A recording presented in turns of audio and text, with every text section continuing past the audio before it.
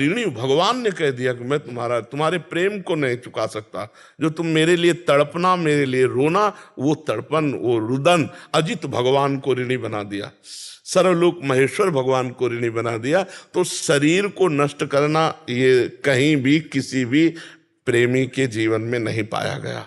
उसको शरीर से मतलब ही नहीं रहता, वो अपने प्रीतम में तड़पता रहता, शरीर का अपनापन खत्म हो जाता है। शरीर की जैसी भी परिस्थिति है उसको सहा जाता है, और प्रभु के लिए, जब प्रभु के विधान से शरीर छूटता है अपने आप, तो उसे भगवत प्राप्ति होती है। नहीं अगर कोई जबरदस्ती शरीर छोड़े तो आत्म कहा जाएगा, और आत्म करने वाला लोक और परलोक में दोनों जगह निंदनीय माना जाता है। अभी ये सूचना दे दी जाए कि आप आज 4 बजे शरीर हत्या करना चाहते हैं तो आपको बंदी बना लिया जाएगा और इस पर मुकदमा चलेगा और आपको सजा मिलेगी। हमारा कानून, भारतीय कानून भी आपको नहीं बख्शेगा। फिर भागवतिक कानून तो बहुत ही इस पे सख्त है, आत्महनन गति जाए, आत्महत्यारियों को बहुत दुर्गति प्राप्त होती है। और शास्त्रों में कहीं ऐसी आज्ञा नहीं है कि आप भगवान के लिए शरीर को नष्ट कर दे, ऐसी आज्ञा नहीं। इसलिए सावधान रहना चाहिए। जब तक शरीर है तब तक भगवान के लिए अर्पित किए, और जब शरीर को छूटने का समय आया तो प्रारब्ध भोग के अनुसार छूट जाएगा। क्यों जी? सुनील शर्मा जी। राधा वल्लभ श्री व्यवस्था। गुरुदेव आपके चरणों में कोटि कोटि प्रणाम। महाराज जी, सच्चे साधक के जीवन में अनुकूलता प्रतिकूलता का कोई भी महत्व नहीं रखता। महाराज जी, आपकी कृपा से जब से समझ पकड़ी है तब से अनुकूलता में प्रभु की दया और प्रतिकूलता में प्रभु की कृपा मानते हैं। प्रतिकूलता में ये भाव रहता है कि प्यारे जू की कितनी कृपा है, पहाड़ जितने कष्ट को राई के दाने के जैसे बदल दिया उन्होंने, और उनकी कृपा कर्म कट रहे हैं। महाराज जी, जब साधारणता ग्रस्त जीवन में प्रतिकूल परिस्थितियां आती हैं तब उसे ठीक करने की प्रार्थना न करके क्रिया में उतर जाते हैं, तब महाराज जी ये प्यारे की अवहेलना सी लगती है कि हम क्रिया में क्यों उतर गए। नहीं, उसका भी प्यारे का विधान मानना चाहिए। जब हम प्रभु की शरण में हैं तो हमको प्रेरणा कर रहे हैं कि इस प्रतिकूलता की निवृत्ति ऐसे होगी। तो यदि मुझ चेष्टा में लगते हैं तो उसको अहम में ना लावें। जब हमारा अहम शरणागत हो चुका है तो उस अहम में अगर प्रेरणा हो रही है और वो सत शास्त्र सम्मत है तो उसे भगवान की प्रेरणा मानते हैं कि भगवान ने प्रेरित किया, फिर ऐसे क्रिया हुई और वो दुख निवृत्ति हो गई, तो भगवान की प्रेरणा से। मान लो प्रेरणा हो जाए कि हम अमुक पाठ कर लेते हैं, अमुक सेवा कर लेते हैं, तो भगवान ही प्रेरित कर रहे हैं। गृहस्थ धर्म में ऐसी आवश्यकताएं आ जाती हैं, पर वस्तुतः जब हम पूर्ण शरणागति की तरफ देखते हैं तो फिर जोई जोई प्यारो करे सोई मोहि भावे। जो हमारे प्यारे विधान किए हुए हैं वो हमारे लिए बहुत अच्छा है। दूसरे के द्वारा किया हुआ अच्छा विधान हमारे लिए अच्छा नहीं, लेकिन हमारे प्यारे के द्वारा किया हुआ प्रतिकूल विधान भी हमारे लिए बहुत अच्छा है।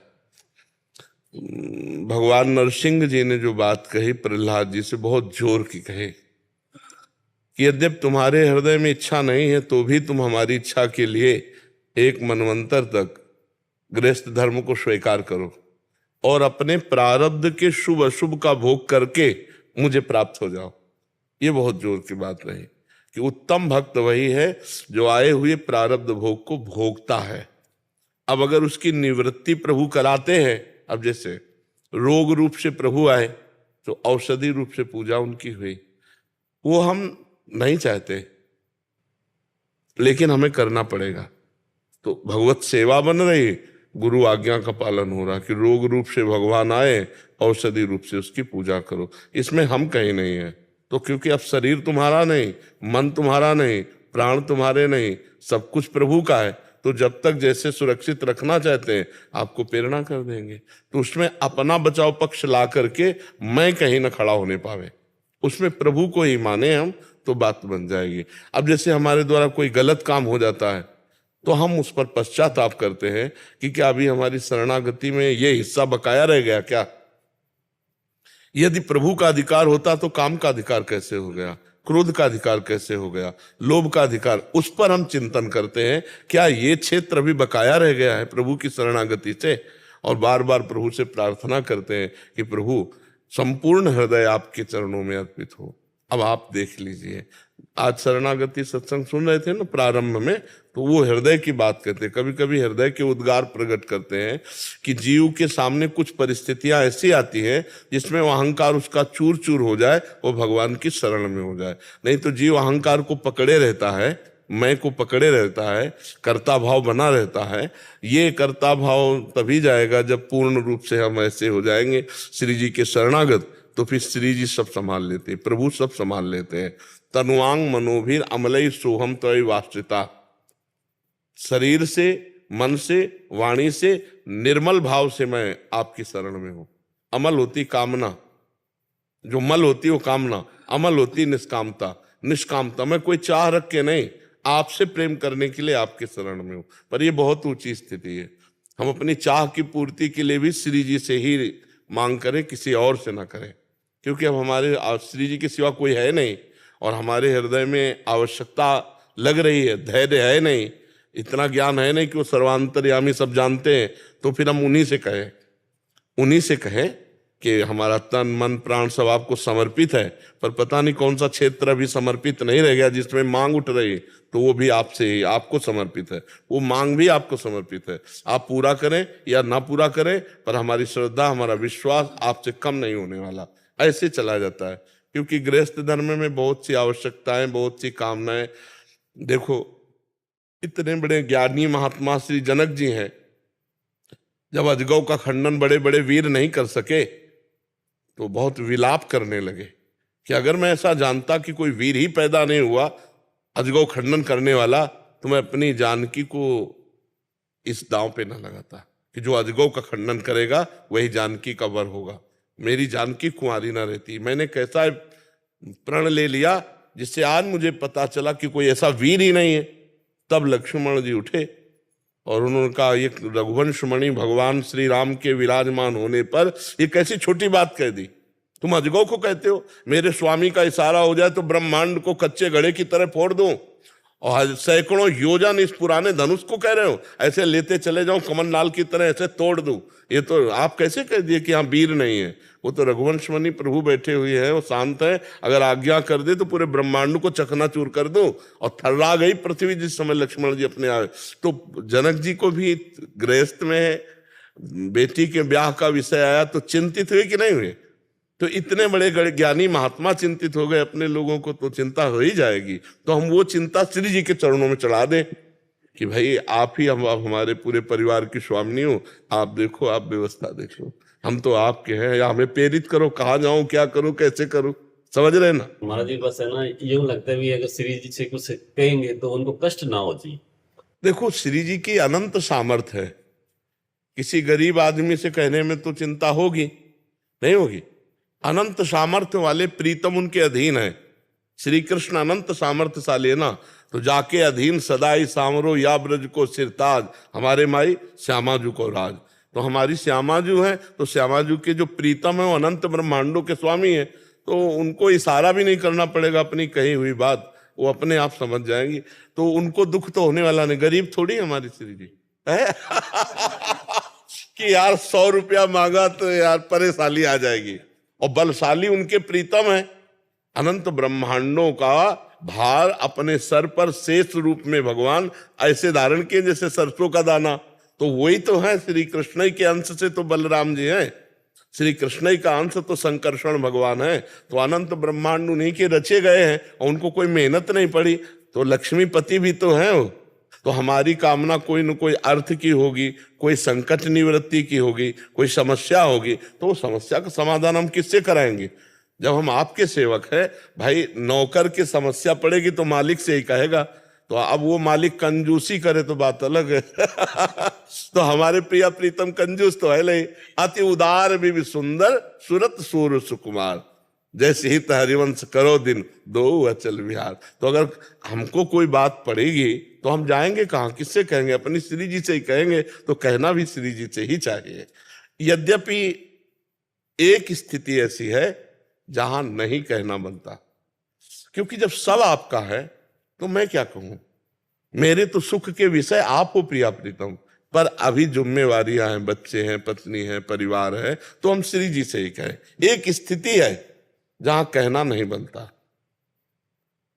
वहां तो प्रेम सहित हुलसात सेवा श्यामा श्याम की कीजय मनि भात दिन दिन प्रति अनुराग सो। प्रतिपन अनुराग से युक्त होकर केवल श्यामा श्याम को रिझाने की बात, श्यामा श्याम से श्यामा श्याम के रिझाने की बात। कि श्री जी हमें ऐसा मन दे दो जिससे हमें ये पता चले कि आपको कब कौन सा कैसे सुख पहुंचा सके। श्री जी हम पर ऐसी कृपा करो, हम ऐसे योग्य हो जाए कि आठों पैर आपकी सेवा में मगन रहे। ऐसी मांग आगे चलकर आएगी। अभी जो मांगे हैं वो शरीर है, पत्नी है, पुत्र है, परिवार है, तो हम कुछ बकाया न रखें, सब कुछ उन्हीं में जोड़ते चले जाएं, इसी से भगवत प्राप्ति हो जाएगी। आप चिंता न करो, बहुत उदार और बहुत बड़ी श्री जी है, बहुत बड़ी है, उन्हीं के अंश से सब शक्तियां हैं, उन्हीं के अंश। महाराज जी बस एक कृपा और कर दो, हम पास जल्दी से जल्दी हो गए। ये भी श्री जी के ऊपर छोड़ो। जहां राखो ता रहो मान सुख राशि है, आकांक्षा करनी है, पर ये भी छोड़ देते हैं कि आप जहां रखोगे, अब तो मैं आपकी हूं, हम कोशिश करेंगे, मांगेंगे आपके चरणों का सानिध्य, लेकिन आप जहां रख रहे हो, भगवत रसिक जी का है, जहां राखो ता रहो मान सुख राशि है। जब तक जहां रखोगी मैं राजी रहूंगा, पर मैं हूं आपकी। हरिवंश महाप्रभु भी कहते हैं, यत्र यत्र मम जन्म कर्म भीर नारके परमे पदे थवा राधिका रति निकुंज मंडली तत्र तत्र हृदय में विराजताम। मेरे कर्म के अनुसार जहां जहां मुझे भेजो, चाहे वो नरक तुल्य हो या परम पद हो, पर हे किशोरी जू अपने परिकर के सहित आप हमारे हृदय में स्फुरित हो। राधिका रति निकुंज मंडली तत्र तत्र, आप दिल्ली में रखो, कलकत्ता में रखो, विदेश में रखो, पर आप हमारे हृदय में सदैव स्फुरण के रूप में रहो। बिसरी हो ना बिसारी हो, यही दान मोहि देव, श्री हरिवंश के लाडले मोहि अपने कर ले। राधे राधे बाबू को। बाबा मेरे घर वाले सब चाहें कि मैं शादी कर लियूं कोई बढ़िया से छोराते हैं, पर मोए कोई ऐसो वैसो ना चाहिए, मोए तो ऐसो चाहिए जो मोते ज्यादा मेरे ठाकुर जी को प्रेम करतो होए, तो कर लूंगी, ना तो कोई बात नहीं। बाबा मैं गलत तो नहीं? हाँ, अब इसके लिए तुम पहले से निश्चित हो चुका है, तुम्हारे जन्म होने के पहले निश्चित हो चुका है कि तुम्हारा ब्याह किसके साथ होगा। अब ये है कि अव्यक्त है, उसकी व्यक्तता का इंतजार करो। वही रघुनाथ जी बैठे हैं और सीता जी के लिए जनक जी विलाप कर रहे कि अगर मैं जानता कि कोई वीर नहीं है धनुष खंडन करने वाला, तो मैं ऐसा प्रण ही न लेता। वही रघुनाथ जी बैठे, व्यक्त होने की केवल देर थी। तो ऐसे ही, ऐसा नहीं कि तुम्हारे से मतलब ज्यादा भक्त नहीं मिलेगा, एक से एक भक्त है, पर अब ऐसा संयोग कब कहाँ कैसे बैठा ले, ठाकुर जी बैठा लेंगे। दूल्हा तो है ही, अब वो कहाँ है, व्यक्त हो जाए, प्रकट हो जाए। तो वैसा नहीं कि आपसे बढ़कर भक्त नहीं होगा, होंगे, एक से एक बड़े भक्त हैं भगवान के। तो आप प्रार्थना कीजिए, उसके लिए व्रत रहिए, उसके लिए भगवान शिव की आराधना कीजिए। देखो गोपी जनों ने श्री कृष्ण को पति प्राप्त करने के लिए कात्यायनी जी की आराधना की। अगहन के महीने में रोज यमुना स्नान करती, खड़े होकर मंत्र जपती और देवी की प्रतिमा में देवी की अर्चना वंदना करती और ये मांगती कि नंद नंदन हमारे पति हों। तो देवी जी कृपा की, कात्यायनी जी, और नंद नंदन उनको मिले, भगवान उनको पति रूप में कांत रूप से मिले। तो आप प्रार्थना करो, उपवास करो कि कोई भगवान का ऐसा भक्त मिले जो मुझे भगवान की भक्ति करावे और अपना गृहस्थ धर्म में भी रहे। लेकिन इसके लिए साधना करो, और निश्चित तो पहले से हो चुका है, जन्म के पहले ही शरीर जब रचना होती ला तो लिख जाता है कौन पति मिलेगा, कितने दिनों बाद कौन सी घटना घटेगी शरीर में, ये पहले से लिख चुका है। जो विधना ने लिख दिया छठी राव के अंक, और राई घटे न तिल बढ़े रहुरे जीव निशंक। हानि लाभ जीवन मरण जस अपजस ब्याह, ये सब पहले से होता है। अब वो ब्याह वाला समय, आप तो सात्विक हैं, भगत हैं, नहीं अब तो चल गया है वो बॉयफ्रेंड गर्लफ्रेंड, तो ये लिखा पढ़ी वाला नहीं है, ये बेविचार है, ये पाप कर्म है, खुला पाप कर्म हो रहा है। ये जो बॉयफ्रेंड ब्रेकअप, फिर फ्रेंड ब्रेकअप, ये क्या है? तो ये धर्म विरुद्ध आचरण है। तो आप बच्चा भगवान से प्रार्थना करो, शिव पार्वती से, कि वो आपके अनुकूल वर दें, आराधना करो। सीता जी ने भी देवी जी की आराधना की थी, तो आशीर्वाद दिया था, मनुजा हिराच्यो मिले सोबर सहज सुंदर सावरो, करुणा निधान सुजानशील सलेह जानत रावरो।